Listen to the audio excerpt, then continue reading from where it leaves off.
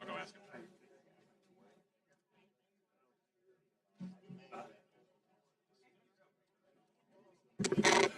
If you are planning to speak on the public hearing for House Bill 385, please come up and sign up on the list.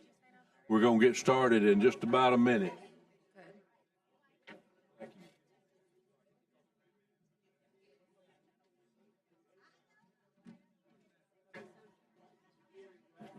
Oh, you want to sit there?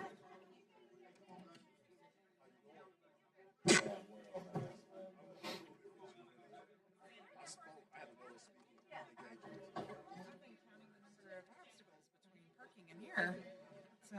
Huh? pretty amazing. Oh my gosh, I'm shaking. Oh, yeah. Oh, this is fun. Yeah.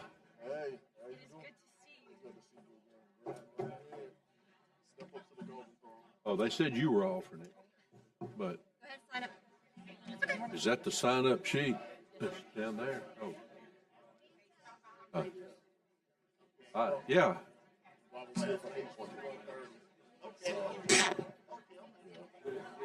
I spoke yesterday.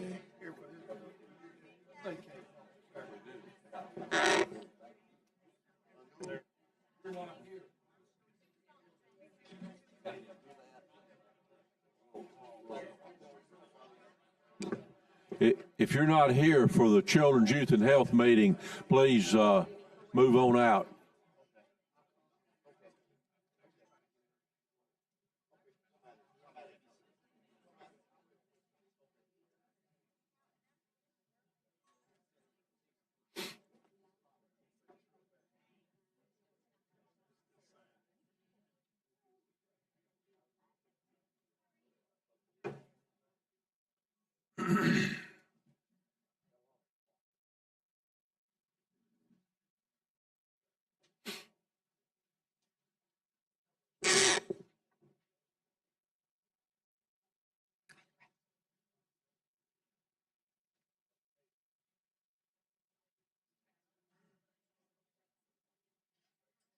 Okay, let's go ahead and get started. Samantha, if you will, please call the roll. Senator Allen, Senator Bell, Senator Chambliss, Senator Coleman Madison, Senator Figures, Senator Kelly, Senator Kitchens, Senator Roberts, Senator Stewart, Senator Stutz, Here. Senator Williams. Okay, we have a quorum present. We have one bill on the agenda. We have a public hearing, and we are, with legislative days being short, even though there's a public hearing, we're going to vote on the bill today. And let's see, we have a long list of speakers on really on both sides. We've got four proponents and 3, 4, 5, 6, 7, 8, and 10 opponents. So we're going to limit it to 4 and 4 to keep it even, and you'll have 2 minutes. So if we call your name as one of the opponents, and you want to pass to somebody else that you know is further down the list, just do that. But we're only going to have 4 on each side. So let's call the first bill, House Bill 385, Representative Mooney.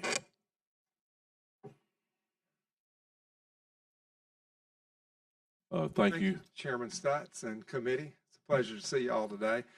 HB 385, as has been subbed and passed in the House, and I guess it's been sent to you in one single document. Under existing law, the use of any premises to distribute obscene material to minors is a public nuisance. This bill would further provide that the use of any premises to distribute to minors material that is harmful to minors is a public nuisance. Under existing law, the term sexual conduct is defined. The bill would further provide for the definition of sexual conduct. Under existing law, obscenity laws do not apply to public libraries, public school libraries, college libraries, university libraries, or employees or agents of any such libraries. This bill would provide, as has been subbed, that this would apply to public school libraries, public schools and public libraries and their employees and agents. The bill also makes non-substantive technical changes. As I had introduced it in the House, this is an effort to protect children. It's not a Democrat bill or a Republican bill. It's just an effort to protect children in relation to books that have been found that were inappropriate for them. I would never ask anyone to remove a book from a library. The only time I've ever spoken to anyone in a library about a display of books was to ask them to just put it in another area because it was beside the children's book checkout area, and it was related to gender type things and so forth. But it's not about hurting anyone. It's about trying to protect our children and ask that the good librarians we do have all over the state do a great job, and that, you know, there might be a case where someone did something wrong, but this provides a stepped process with 3 different levels of things. And I know that there'll be other comments today from members of your committee, and I thank you for the opportunity to be here. Glad to answer questions. After the public hearing, you'll be able to come back up and give us a closing statement. Do you want to call the first speaker? Sarah Sanchez. Hello, thank you for this chance to address you. My name is Sarah Sanchez, and I'm a volunteer with Clean Up Prattville, Clean Up Alabama. HB 385 is a common sense step to bring libraries into alignment with regulations that govern the distribution of obscene materials on any other premise in Alabama. Our libraries are currently guided by the principles of the Library Bill of Rights from the American Library Association, which makes no differentiation between the rights of children to access all information and the rights of adults to access any information they're seeking under the First Amendment. This is not in keeping with our laws that do recognize that minors should have some protections. We see this in movie theaters, we see this on the internet, on what, you know, we have standards on what is appropriate to be viewed by children. Even the International Federation of Library Associations makes this distinction in their professional code of ethics for librarians, stating, librarians and other information workers respect the protection of minors while ensuring this does not impact the information rights of adults. This legislation brings libraries into accountability where the ALA guidelines are falling short and making no distinction for children. To be clear, though, when we're talking about the materials in question, we're not talking about books that are generally sex ed books. We're looking at, I've heard it said there's no obscene material in the minor section of a library.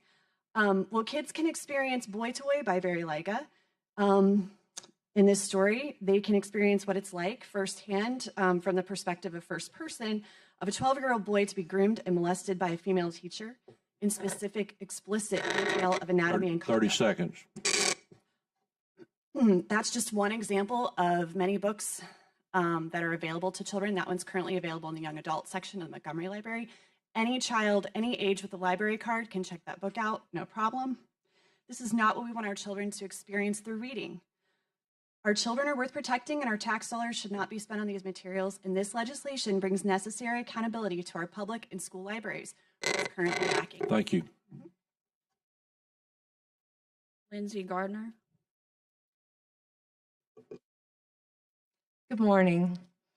My name is Lindsay Gardner, and I'm the director of the O'Neill Library in Mountain Brook, and I'm located in District 15. Thank you for giving me the opportunity to address you today. I'm a librarian, not a lawyer, and I hope that you'll be patient as I attempt to interpret how this law might affect me and my library. First, as you might expect, I don't relish the idea of being arrested.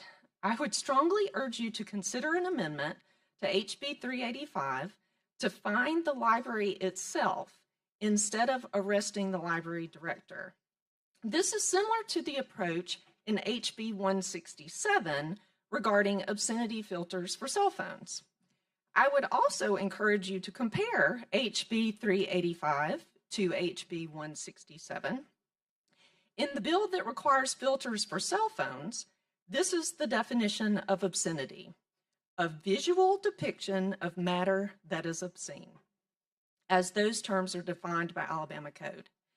In HB 385, almost 2 pages are dedicated to defining what is harmful to minors.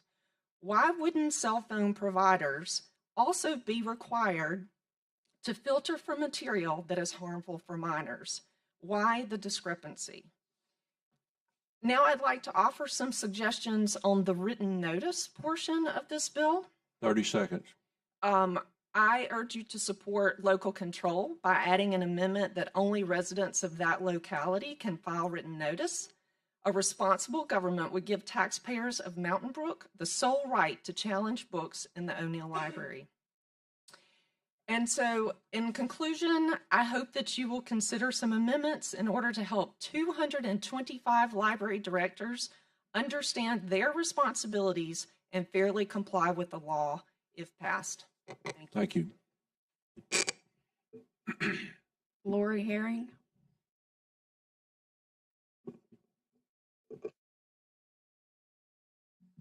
Hi, my name is Lori Herring. I am a board member of Eagle Forum of Alabama. I'm also part of Cleanup Prattville, Cleanup Alabama. I've also spent 15 years as a pediatric RN. I want to speak to the effects of pornography and obscene material to the children. The child and adolescent are not miniature adults. Contrary to what you may have heard, even the adolescent's physiology is vastly different in its reaction and response to sexually explicit material rather than a mature adult. Unlike mature adults who have the ability to react with a measured response, teens are not emotionally, physically, or spiritually ready to process exposure to sexually explicit material. Their reaction causes their body to release a high level of hormones, including cortisol, which is the fight or flight hormone, and testosterone, which is present in both males and females. Unlike the transient effects seen in mature brains, the effect on the immature, still forming brain is dramatic and can be permanent. These changes include how the brain cells are organized, the heightened response of the sexual center of the brain, as well as an exaggerated aggressive reaction similar to what is seen in fight or flight syndrome. Repeated exposure to this material in adolescence can manifest itself in behavioral disorders in adult life as addiction, mental health disorders, and a lack of self-regulation. 30 seconds. In the numerous studies I've used to prepare this speech, not one listed a benefit to exposure of porn on the developing brain. Personally, I don't know anyone who has reached mature adulthood and thought, gee, I wish I had been exposed to more porn as a kid. But I know plenty who can relate to the detrimental effects of early porn exposure and the harm that it has done on them as adults. Thank you.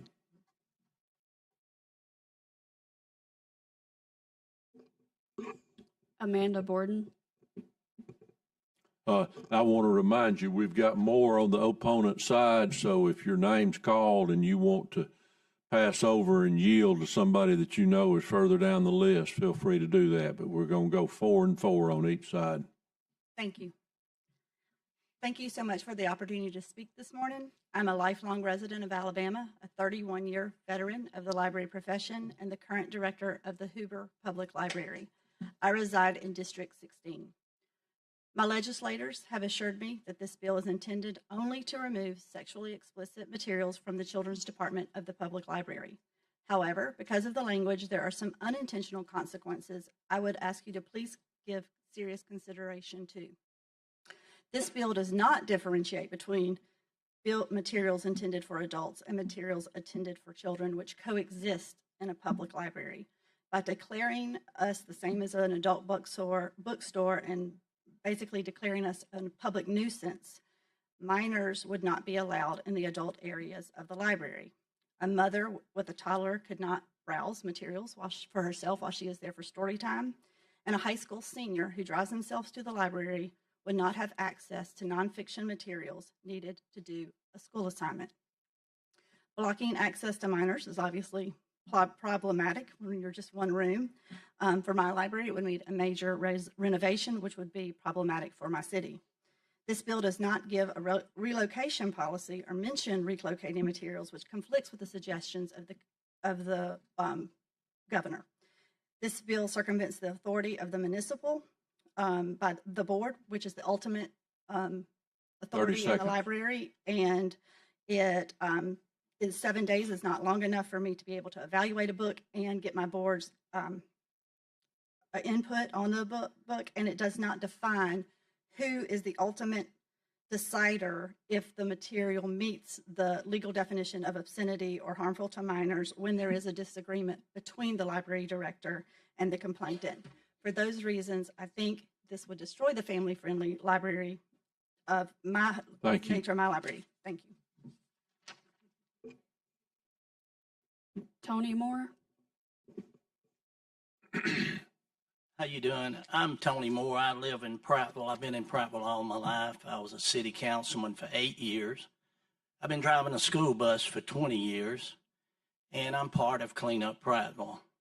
And I wanted to be here today to ask you to support this bill, House Bill 385. And I brought my little grandson here because when I found out this was going on, I found out there was books in our library, which I used to hang out in as a kid, waiting on my parents to pick me up. This little 4-year-old here could find out how he could become a girl. That's a shame. And I think we owe it to our kids to pass this bill and support it with all that we can. And I know I have limited time, but I'd like to quote something from the Bible. I'm not a preacher. My brother does that. I'm a politician, I guess you'd say. But it's Mark chapter 9:42. And whosoever shall offend one of these little ones that believe in me, it is better for him that a millstone were hang around his neck and he were cast in the sea. I didn't say that. God said that. And I think we're all going to be held accountable for what we do for these little ones. And I'm going to do my part. And recently, the city of Prattville has completely overhauled our library board. 30 seconds. Thank you, sir. They resigned. They knew they were wrong. And I would ask you to do everything within your power, your God-given power, to support these little ones because they're all we got. Thank you. Thank you.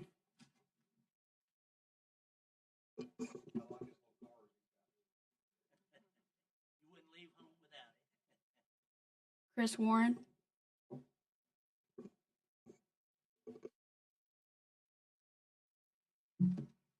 Good morning, or what is left of it. My name is Chris Warren. I'm a resident of Houston County, a library professional with 20 years of experience, and the director of the Dothan-Houston County Library System. I'm here to speak against HB 385. I'm also on the Executive Council of the Alabama Library Association. First, the legislation as it's written affords no process due or otherwise to the accused.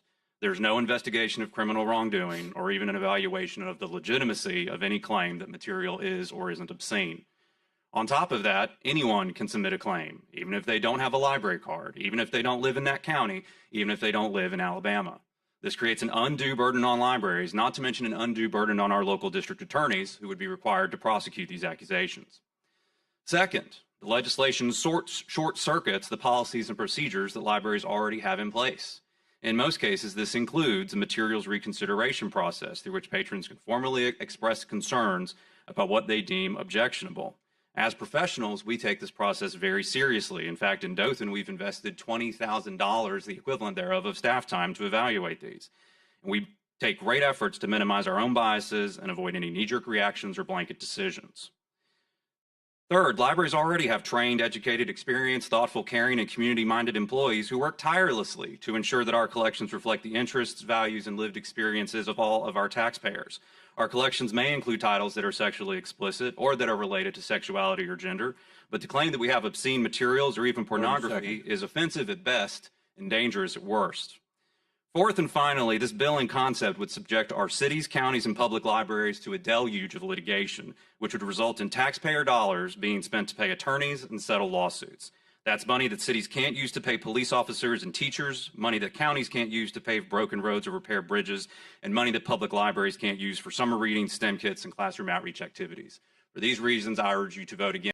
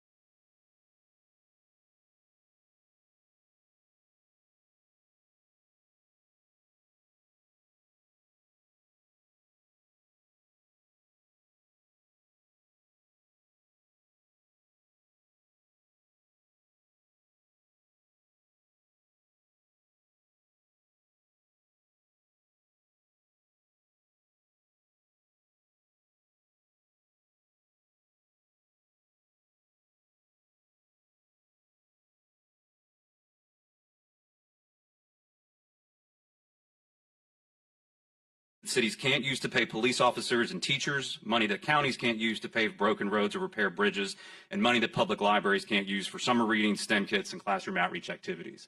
For these reasons, I urge you to vote against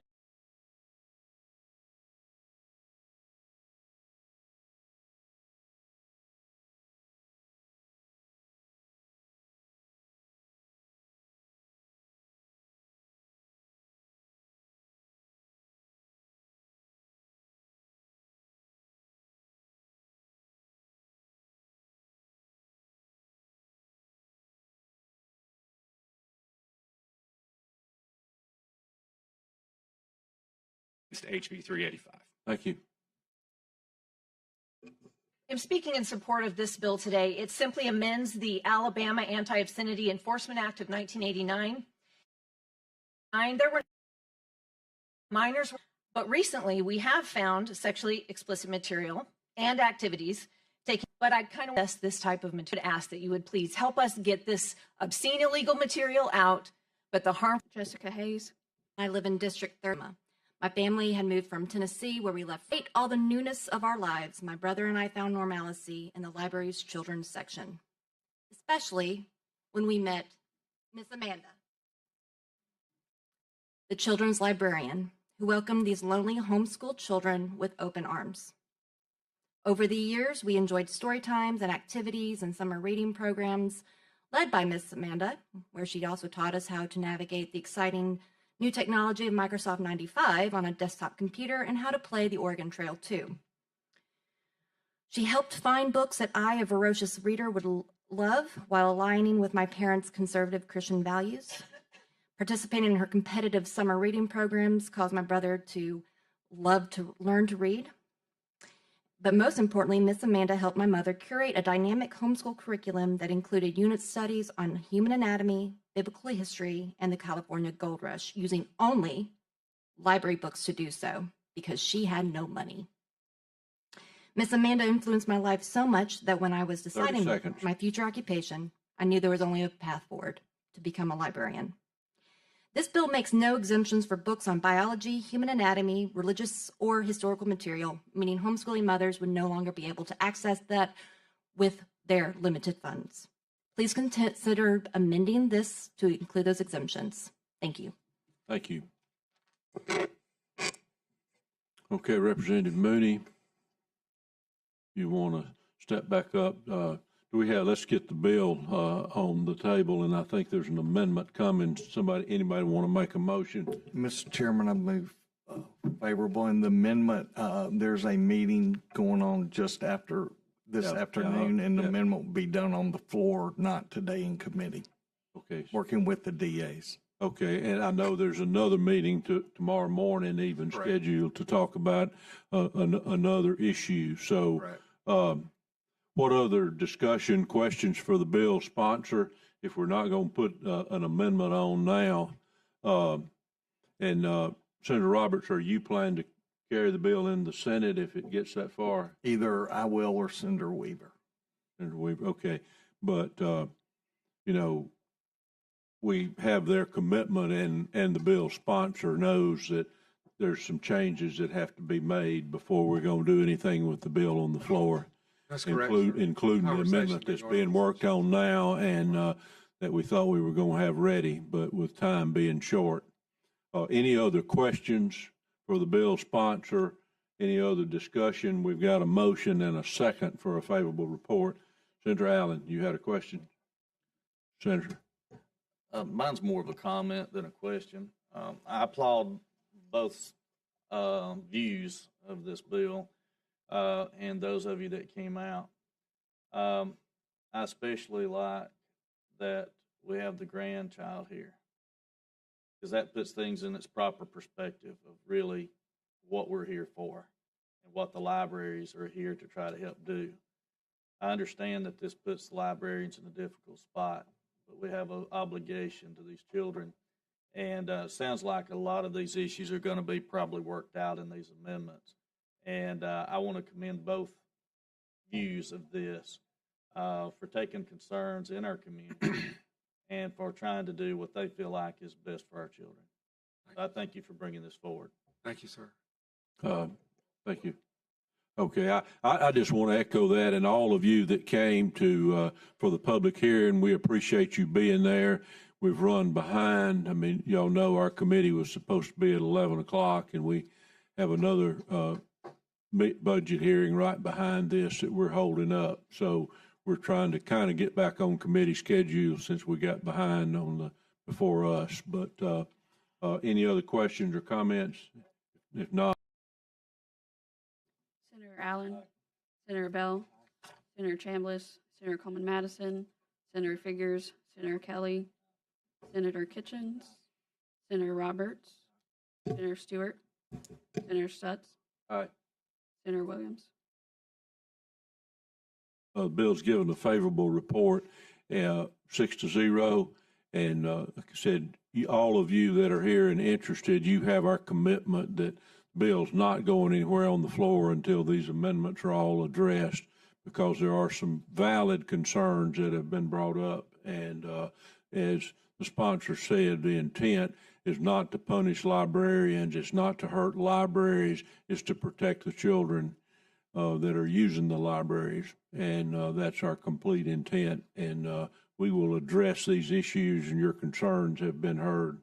But with that, the meeting's adjourned. Thank you, Representative Mr. Moody. Chairman and committee. Appreciate it.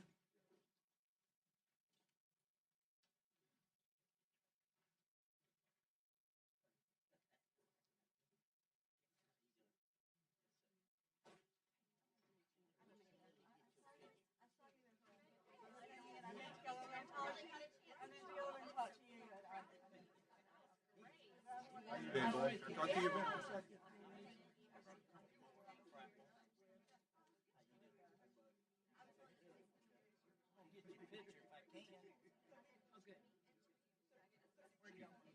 we go up somewhere with the background? Come on, buddy. Yeah, or I think right where he's standing.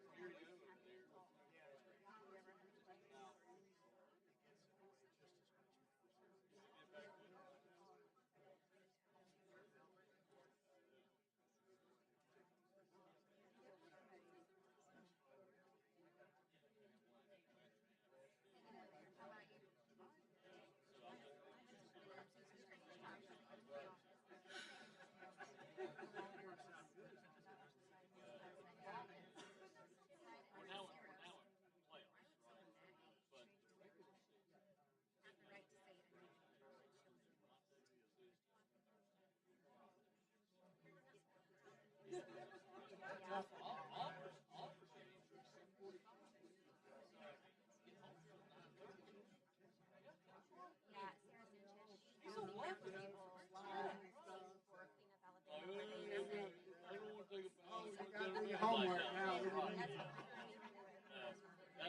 That's done before the game.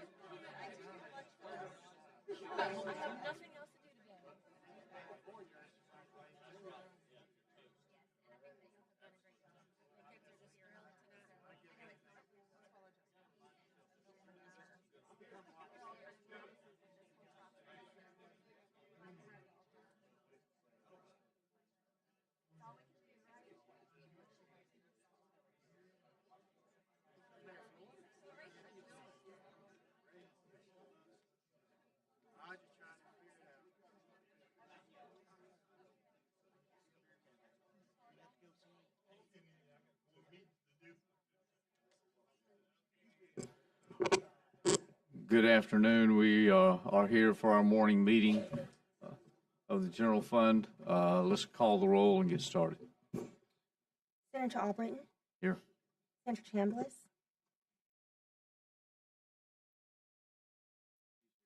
Senator Beasley? Senator Coleman? Senator Coleman Madison? Senator Elliott? Senator Gavan? Senator Jones? Senator Kelly? Senator Livingston? Senator Orr? Senator Price? Senator Shonut? Senator Stewart? Senator Stutz? Senator Weaver?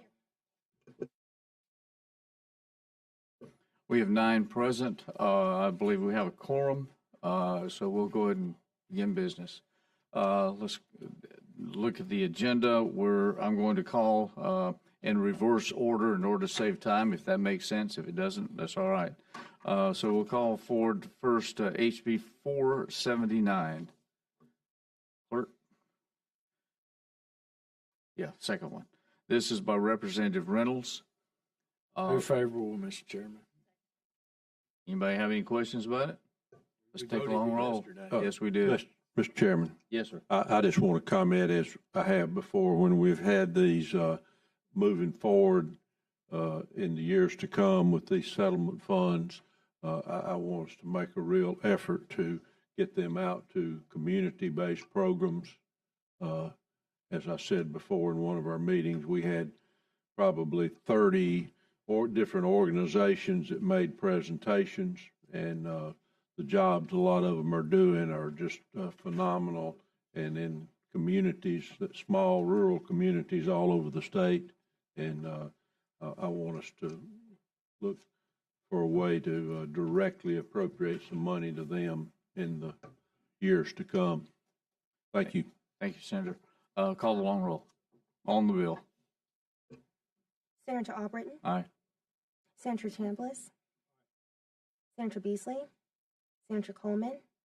Senator Coleman Madison? Senator Elliott? Aye. Senator Gavan? Senator Jones?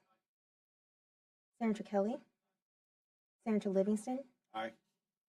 Senator Orr? Senator Price? Senator Shonut? Senator Stewart? Senator Stutz? Senator Weaver? All right. We have 11 ayes, no nays. Bill's given a favorable report. Second bill is HB 201. Senator Chambliss. Mr. Chairman, thank you. This is a bill by Representative Klaus, and he had a doctor's appointment today. As you all know, we get hit from time to time requests to fund cost of living adjustments for retirees, and those are things that obviously we would like to do, but funding is always an issue. And having a mechanism to make this work is what a lot of folks have worked on. Those of you that have been here a while will know Mr. Norris Green, that was formerly with LFO at the time, now LSA. Anyway, he and others have worked to develop this mechanism so that we would have an opportunity to do those type things. So, Mr. Chairman, if you would indulge, maybe Mr. Green could give us like a 2-minute overview. I would welcome that. Mr. Green, if you would come up, give you 2 minutes, give us a brief overview and summary of it. And after that, we have had it handed out to everyone, a substitute. I found that. Yeah. So, but if you would go ahead and give your rendition, please. Mr. Chairman, thank you. 2 minutes, I'll go fast. COLAs in the past were granted and they weren't pre-funded. There were a lot of COLAs in 2007. They stopped. There were 6 out of the 10 years before 2007. There were COLAs granted. None of them paid for up front. It increased the liability of RSA. You pay for it at an employer rate. You pay for it with interest over the long haul. So we came up with a process to not do it that way anymore. Matter of fact, this bill stops you from doing it that way. This bill says if you're going to grant a COLA, it'll be a budget item now. It'll be paid the same way. It needs to come from the people who have who have the employees out there. So we spread the cost over all the employers. We do it at an employer rate. We show you exactly what it costs each year, dollar amount and percent of payroll that it costs. You'll watch it go down each year. When you grant one, the cost next year will be less than it was the year before. That'll work its way down. You'll be able to see what it costs. You'll see it's declining. You can decide in the future if you want to give another one. So those are the positive things about it. It's a transparent way to grant a COLA where you'll know exactly what you're putting into a COLA. You don't have a clue what you're paying for the COLAs that are out there right now. You don't have a way to know that. So in my 2 minutes, I'll do that. You're going to do a sub. Will I get a shot at the sub? You're too effective to allow you to have a free shot. Okay. Anyway, any questions about? I know I did that quick, but this has been worked on by a lot of people, comptrollers, finance directors. We've vetted this through everybody who knows about this issue, and we think it's a sound program. We think it'll work, and I think it's good for y'all. Thank you. That's from me. Thank you. Thank you, sir. We appreciate your time and efforts and all that you do and have done.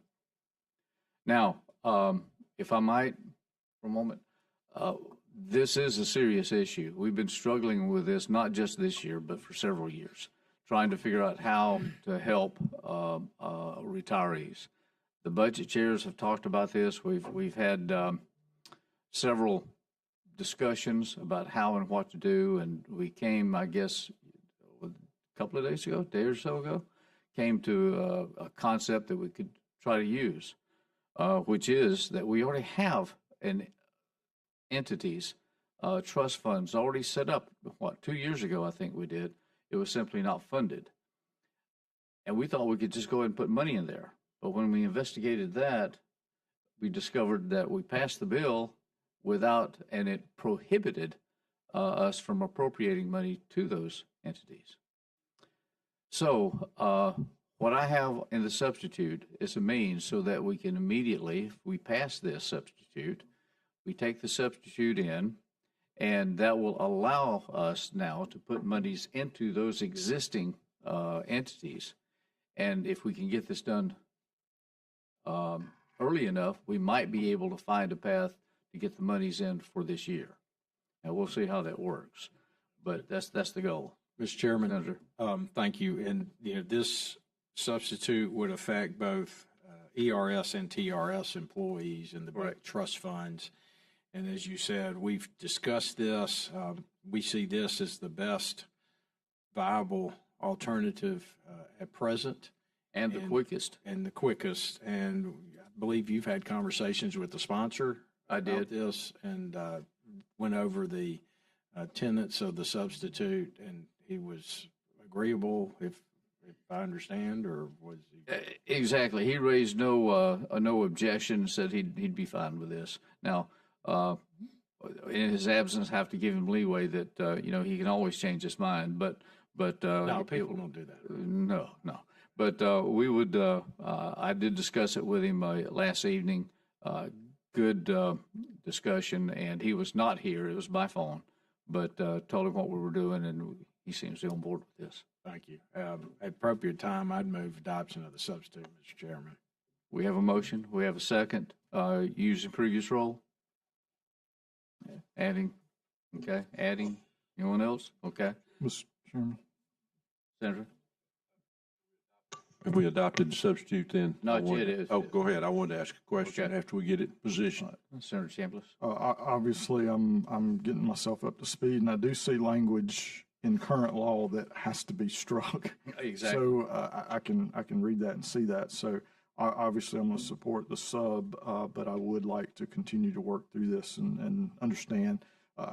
Especially, it sounds like if y'all have consensus among all four about a way to resolve it.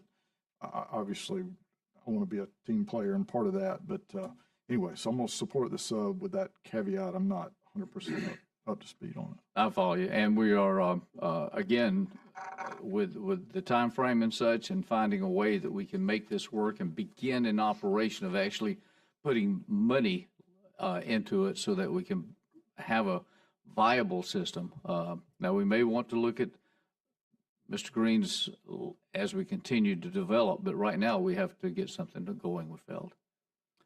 With that, any objection to using previous role? No objection. Substitutes adopted. Now we're on the bill. I'd move favorable. We have a motion. I have a question about it.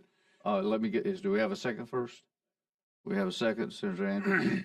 Senator Stutz, go ahead. Thank you, Mr. Chairman. My question is, I have not been here that long, but the issue of COLAs. It seems like forever. Comes up. It does to me too. Especially those 4 years we shared an office. Yes, sir.